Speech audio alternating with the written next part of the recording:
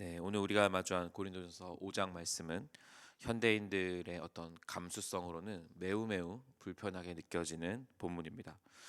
여러분, 오늘날 세상은 존중이라는 이유로 많은 것들을 허용하고 있습니다.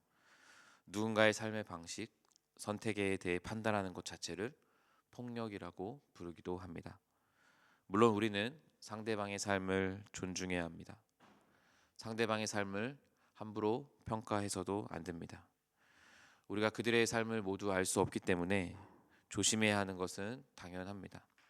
그러나 우리가 관용이라는 이유로 모든 것을 허용해서는 안 됩니다. 바울은 오늘 본문에서 아주 단호하게 말하고 있습니다. 참된 사랑은 죄를 묵인하는 것이 아니다. 그러면 죄를 묵인하지 않으려면 어떻게 해야 됩니까? 죄 상태에 빠져 있는 영혼을 살리기 위해 피 흘리기까지 싸워야 한다라고 바울은 이야기하고 있습니다.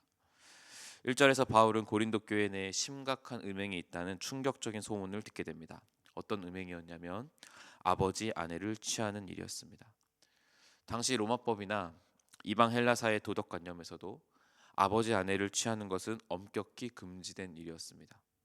이런 일을 하면 경멸의 대상이었다는 기록도 있습니다. 근데 여러분, 세상조차 혐오하는 죄악이 십자가 복음을 자랑한다는 교회 안에 들어오게 된 것입니다. 근데 더 충격적인 것은 22절입니다. 그리하고도 너희가 오히려 교만하여져서 애통해야 하지 아니하고 그 일 행한 자를 너희 중에서 쫓아내지 아니하였느냐. 그들은 이것이 죄인 줄 몰랐습니다. 아니, 그래도 어떻게 이게 죄가 아니라고 생각할 수 있지? 이건 좀 상식적인 영역이 아닌가? 라고 우리는 생각할 수 있지만 고린도 교회 나름대로는 그들이 죄가 아니라고 생각한 이유가 있었습니다. 그 이유가 뭐냐면 당시 고린도 교회들은 자신들이 영적으로 너무나 성숙하고 자유로워졌기 때문에 육신의 행위는 영혼에 아무런 영향을 미치지 못한다고 착각했습니다. 그리고 더 괴상한 생각을 하나 했는데 하나님의 은혜가 너무 크니까 이 정도의 죄는 하나님께서 넉넉히 품어줄 수 있다고 믿었습니다. 어떤 죄를 지어도 괜찮다는 정말 기괴한 영적 방종에 빠져 있었던 겁니다. 치명적인 죄를 보고 찢어지는 가슴으로 애통해야 하지만 도리어 우리는 이렇게 관대하다면서 자신들의 영적 방종을 교만하게 포장하고 있었던 것입니다. 괜찮아, 그런 죄는 지어도 돼. 여러분, 지금 이들에게 어떤 일이 일어난 겁니까?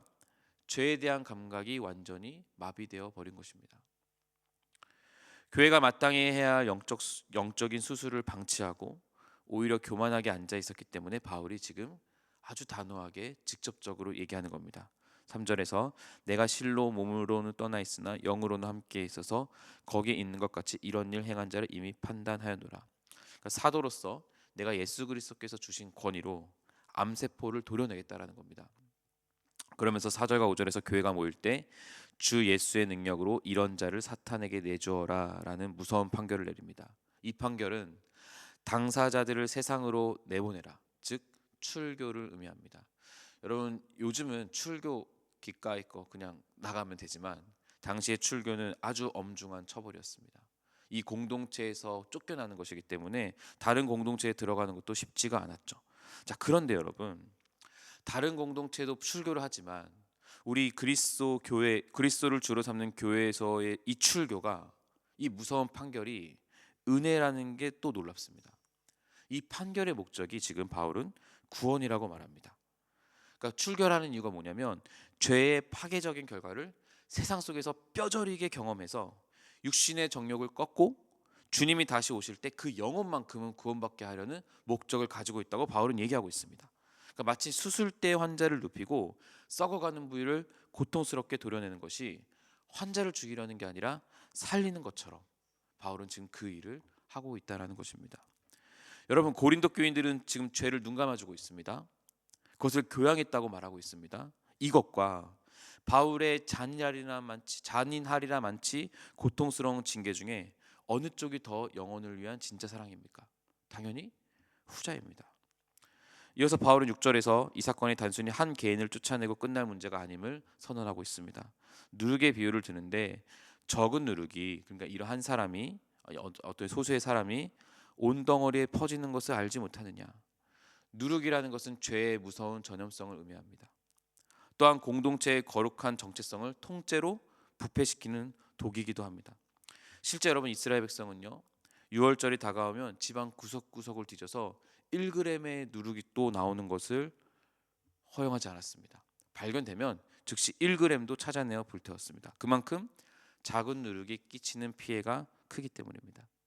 그런데 바울은 지금 이 나쁜 피해를 비유로 들면서 예수 그리스도의 십자가의 피 흘림을 이야기하고 있습니다. 우리의 유월절 양 곧 그리스도께서 희생되셨느니라. 예수 그리스도께서 십자가에서 피 흘리심으로 우리를 죄악의 사슬에서 완전히 끌어냈습니다. 그 처절하고 값비싼 희생이 있었기 때문에 우리는 누룩 없는 깨끗한 빵이 되었다 말합니다. 즉 누룩이 온 세상을 오염시키듯이 그리스도의 피가 온 세상을 정화시키고 우리 인생을 정화시킨다라는 것입니다. 결국 바울은 지금 그들이 그리스도를 찾게끔 말하고 있습니다. 바울은 9절부터 우리가 세상과 교회를 어떻게 다르게 대해야 하는지 선을 또 긋습니다. 세상에 음행 있는 자들, 탐하는 자들과 사귀지 말라. 근데 여러분 바울도 얘기하지만 이건 세상을 등지고 살라는 의미가 아닙니다. 세상 사람들은 원래 자기 욕망을 따라 살아가는 게 현실이라는 동시에 그들에 대한 심판은 우리가 할 일이 아니라 하나님 몫이라는 겁니다. 우리는 그들에게 가야 될 필요가 있다는 거죠. 교회 밖에 불신자들에게 한없는 긍휼과 복음의 초청을 보내야 하지만 교회 안에서의 거룩함을 훼손하는 것은 단호해야 한다고 바울은 주장하고 있습니다. 그리고 그것을 하나님 심판에 맡기고 있는 것이죠. 사랑하는 다음 가족 여러분, 요즘 세상은 너무 무조건적인 수용과 긍정을 사랑이라고 착각하는 시대에 살고 있습니다. 이러한 태도는 우상 숭배입니다. 누군가 지옥의 길로 걸어가고 있는데 그 선택을 존중한다는 핑계로 가만히 지켜보는 것은 선택이 아니라 오히려 지독한 무관심입니다. 진짜 사랑은 사랑하는 이가 낭떠러지로 달려갈 때 온몸을 던져서라도 막는 게 진짜 사랑입니다. 복음은 우리를 있는 모습 그대로 구해주지만 결코 우리를 죄악된 상태 그대로 내버려 두지 않습니다. 그 죄악된 상태에서 벗어날 수 있도록 끝까지 쫓아가는 것이 우리 그리스도께서 하신 일이고 그리스도를 따르는 우리가 해야 될 일입니다. 그래서 남이 분명히 잘못한 것이 있다면 우리는 그리스도의 사랑으로 끝까지 쫓아가야 됩니다. 기도를 하셔도 되고 권면을 하셔도 되고 결코 그 영혼을 향한 사랑을 포기하지 말라는 겁니다. 자, 그렇다면 내가 그 죄인의 죄를 짓는 대상이면 어떡하나? 우리는 어떻게 내 안에 스며드는 죄의 누룩을 이겨낼 수 있는가? 여러분 청교도의 항태자라 불리는 존 오웬의 글을 제가 정말 좋아하는데 그가 이런 말을 한 적이 있습니다. 당신이 죄를 죽이지 않으면 죄가 당신을 죽일 것이다. 여러분들 많이 시도해 보셨겠지만 다시는 죄를 짓지 말아야지, 다시는 이런 죄 절대 짓지 말아야지 하는 내 의지와 결단은 결코 죄를 이기는 답이 되지 않습니다. 그 결단은 정말 얼마 안 가서 힘을 잃어버립니다. 이 의지와 결단이 죄를 이기는 힘을 주는 것이 아니라는 겁니다. 이것을 이기기 위해서는 그리스도를 향한 더 깊은 기쁨과 압도적인 영광을 맛보는 데 있습니다.